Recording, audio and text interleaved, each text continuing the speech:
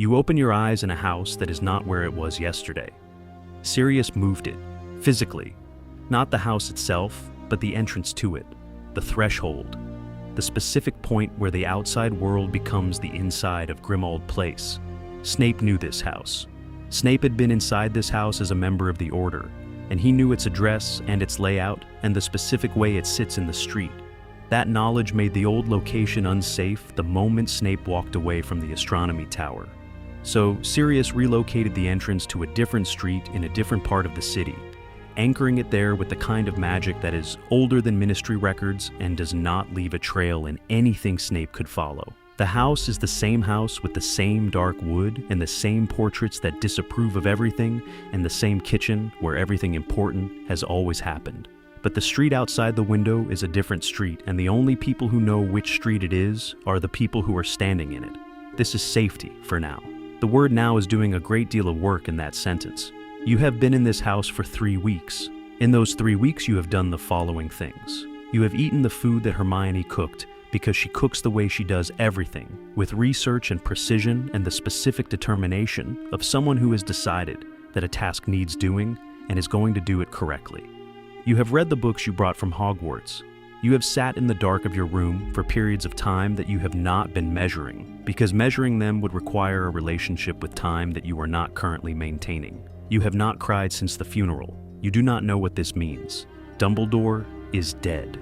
This fact sits in the center of everything else the way large facts sit, not loudly, not dramatically, but with the specific gravity of something that has reorganized the architecture of the world around it. Every other fact arranges itself in relation to this one. Every plan you make begins from the new coordinates of a world that Dumbledore is not in. He beat you at chess every time you played him, 4 times in 6 years. The first time you thought it was luck. The second time you understood he was better than you. The third and fourth times you played him specifically to study how he was better than you, because the most useful information is the information you can extract from losing. You never quite extracted all of it. He always did something in the endgame that you saw 3 moves too late. You think about this more than you would choose to. Harry is in the house with you. He moves through it differently than you do. Where you have contracted, pulled inward, reduced your footprint to the minimum the situation requires, Harry expands into the grief. He fills rooms with it. He sits in the kitchen at 2 in the morning, and you hear him through the ceiling, and you go down, and you sit with him, and neither of you says much, because much is not what these hours require. He is writing letters. This surprises you. Harry's relationship with written communication has always been the relationship of someone who prefers doing things to describing them, and who finds the gap between experience and language frustrating. But he sits at the kitchen table in the early mornings with parchment and ink, and writes with the concentration of someone who has found a specific reason to write to a specific person. You assume it is Cho Chang for the first week. Cho's relationship with Harry has been the on and off complicated thing that it has been for 2 years, and the circumstances of the last month are circumstances people reach out to each other in. Then you see the address on an envelope left on the table for a moment before Harry takes it. Luna Lovegood. You sit with this. You think about Luna, about the way she said, "We believe you," at the beginning of 5th year, simply and without performance. About the way she fought in the Department of Mysteries with the specific calm of someone who does not find chaos particularly distinguishable from ordinary life. About the way she sees things that other people don't see and says what she sees without apology. You think, of course.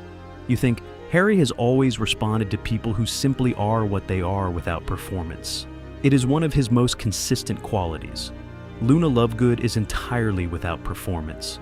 The letters make complete sense. Cho Chang's silence makes sense too, when you think about it from the outside. Her parents are not people who can afford to maintain a connection to Harry Potter in a world where Harry Potter's name is increasingly a liability. Love is not always stronger than fear. Fear is one of the most powerful forces in the human experience, and Cho Chang's parents are human and afraid in ways that love cannot fully override. Harry does not say much about it. You do not ask much. Some losses have already been processed before they are announced. Hermione comes to your room on a Tuesday afternoon in the 3rd week. She knocks. She always knocks. You say, "Come in," and she comes in and she looks around the room with the expression she uses when she is performing a rapid assessment of the situation and determining an approach. The room is not disorganized. You have not let it become disorganized, because disorganized rooms are a form of surrender, and you have decided not to surrender. But the room has a quality to it that is different from your dormitory at Hogwarts or your room at Augusta's. It has the quality of a room that someone is occupying while they wait for themselves to come back. She says, "How are you?" You say what you say when people ask you this, which is a version of fine that is detailed enough to sound considered without being specific enough to be vulnerable. She sits on the chair near the window, not on the bed, not close, the chair across the room where there is appropriate distance. She says, "I know you're not fine. I'm not asking you to be. I'm asking so you know I noticed." You look at her. She looks back. Hermione's eyes, when she is not performing anything, are remarkable in the way that things are remarkable when you encounter them, without the layers of performance that most people install between themselves and the world. She is just there, looking at you, waiting to see what you do with the space she's opened. You say, "I feel like I lost the person who understood what I was trying to do before I finished explaining it." She is quiet for a moment. She says, "I understand what you're trying to do before you finish explaining it." You say, "It's not the same." She says, "No, but it's real." You do not ask her to stay when she stands to go. You almost do. The almost is real, and you feel it, and she stops at the door for a moment, as if she felt it too. And then she goes, and you sit in the room with the almost for the rest of the evening. The next evening, she comes back. This time, she sits on the end of the bed. Not close, but closer. She says, "You were thinking about something last night. After I left." You say, "How do you know?" She says, "I could hear you pacing." You say, "I was thinking about how much I don't want to lose anyone else." She says, "That's not something you can prevent by thinking about it." You say, "I know, I think about it anyway." She says, "So do I." The house is very quiet at this hour. The portraits are asleep. Harry is in the kitchen writing his letter to Luna. The dark outside the window is the dark of a city that doesn't know what is happening in the unremarkable house in its midst. She says, "What did you want to say before I left yesterday?" You say, "I didn't want you to go." She stays very still. You say, "I know that's not fair to say to you, given what I said after the Department of Mysteries, given what I've been saying in the various ways for 2 years. I know I don't get to keep telling you I can't give you anything and then tell you I don't want you to leave." She says, "No, you don't get to keep doing that." You say, "I know." She says, "So what are you telling me?" You look at her in the dark of the room and you think about all the things you have been precise about for 6 years. All the careful calibrations, all the managed distances, all the decisions made on behalf of other people's safety, without quite asking them whether they wanted the decision made. You say, "I'm telling you that you matter more to me than the distance I've been keeping, and that I've been keeping it for reasons that felt right, and might have just been fear dressed up as strategy." The quiet in the room has a different quality now. She says very quietly, "I've been waiting for you to figure that out." You say, "How long?" She says, "3rd year. You explained about the Marauder's map, and I watched you do it and I thought, oh, this is going to be a problem. 3rd year. 3 years of carrying this alongside everything else." You think about Hermione and what it costs her to carry things and not put them down, and you feel something that is not quite guilt, but is adjacent to it. She leans forward and closes the distance that was left between you. The kiss is not dramatic. It is not performed. It is two people who have been moving toward the same point from different directions and have arrived at it simultaneously. And the arriving is the most real thing that has happened in the 3 weeks since the funeral. You stop. Not because you want to, because the stopping is necessary and you know it and she knows it, and the knowing of it is the thing that tells you this is different from everything that came before it. She starts to apologize. You stop her. She goes anyway. You do not ask her to stay again. In the morning, there is the specific awkwardness of two people who have moved into new territory and have not yet mapped it. You are both very precise people, and precision applied to ambiguity produces a particular kind of discomfort. You work around each other in the kitchen with the careful courtesy of people navigating something real. After dinner, you are helping her wash the plates because magic is available, and neither of you uses it because washing plates by hand is an activity that gives your hands something to do, while your mind does the harder thing. You say, "That was the best moment I've had in a long time." She does not look up from the plate she is drying. She says, "Then why did you stop?" You say, "Because I'm afraid that if I hold on any tighter, I'll have more to lose." She puts the plate down. She looks at you. She says, "We're already holding on. We've been holding on for 3 years. The tighter part doesn't change the risk. It just means we stop pretending the holding isn't happening." You think about this. You think about all the distance you have managed and all the ways the managing failed anyway. The way she was always the person you went to when something mattered. The way her opinion rearranged the way you thought about things. The way her name is the first one your mind produces when you think about who you trust completely. You say, "I know." And then you close the remaining distance between you, and this time you do not stop. It is not a formal beginning. There is no announcement, no conversation that draws lines around what it is. It is simply the recognition of something that already existed and the decision to stop pretending it didn't. Harry figures it out within 2 days. He says nothing for another 3 days. Then one morning at breakfast, he looks at both of you and says, "Took you long enough." Hermione goes very carefully still. You say, "Mind your own business." He says, "This is my business. You're my brother."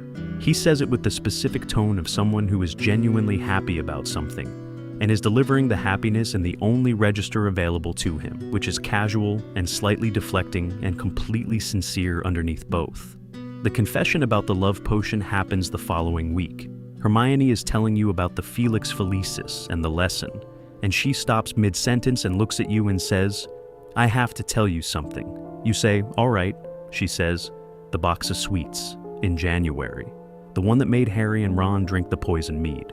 You wait. She says, You look at her for a long moment. She says, I know that was wrong. I've been trying to figure out how to tell you for months."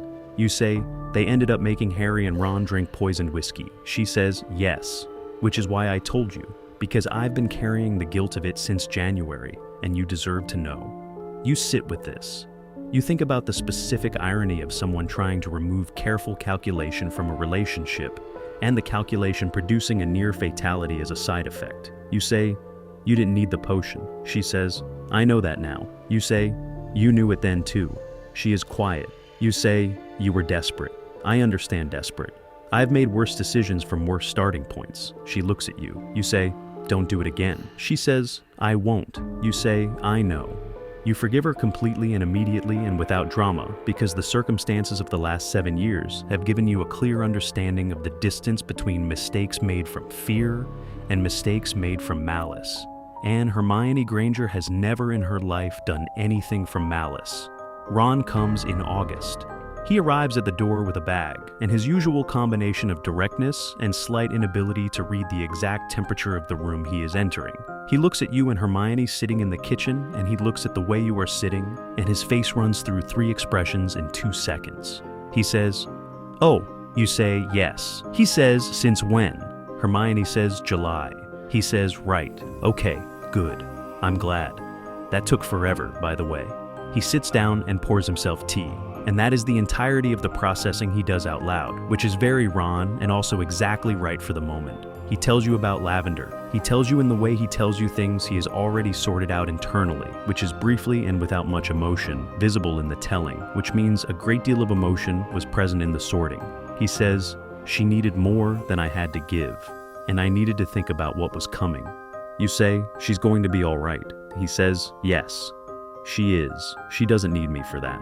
He says this with the specific confidence of someone who has understood something true about another person and is trusting the truth of it. Arthur Weasley is still at the Ministry. This information arrives in pieces through the summer, in the specific way that information about people doing dangerous things arrives, through the gaps in what they tell you and the shape of what they don't. He is working inside a ministry that is increasingly controlled by Voldemort's people, which is either courageous or suicidal, or both. And the people closest to him have stopped trying to distinguish between the two, because the distinction stopped being useful. Lupin is hiding. Sirius passes this on through letters that arrive in the form of a black dog's paw print on the envelope.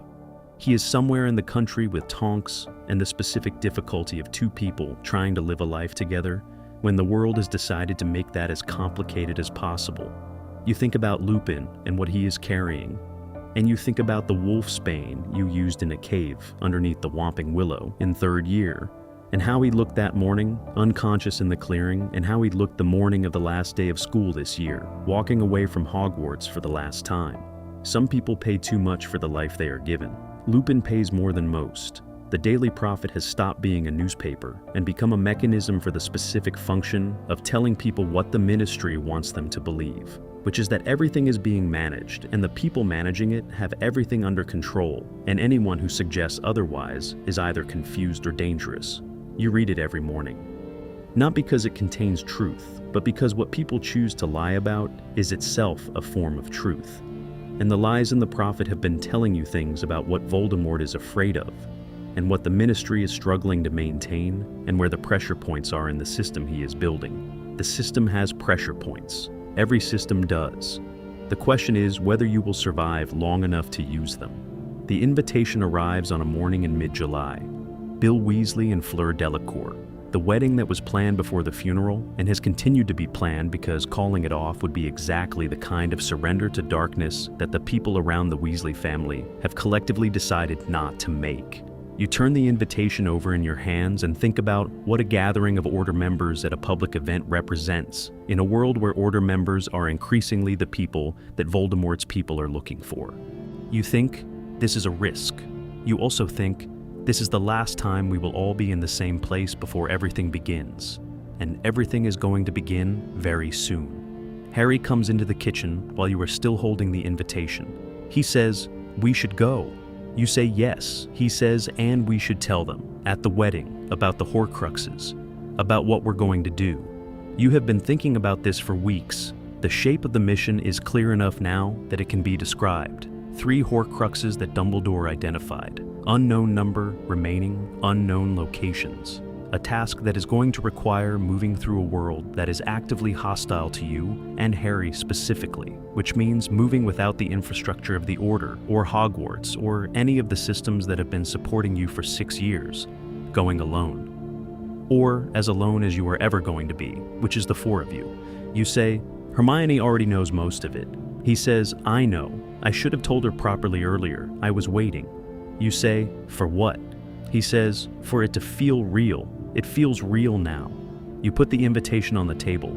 You say, the wedding is in 3 weeks. He says, yes. You say, 3 weeks to prepare everything we can. He says, yes. You sit in the kitchen together in the morning light of a house that exists in a city that does not know it is there.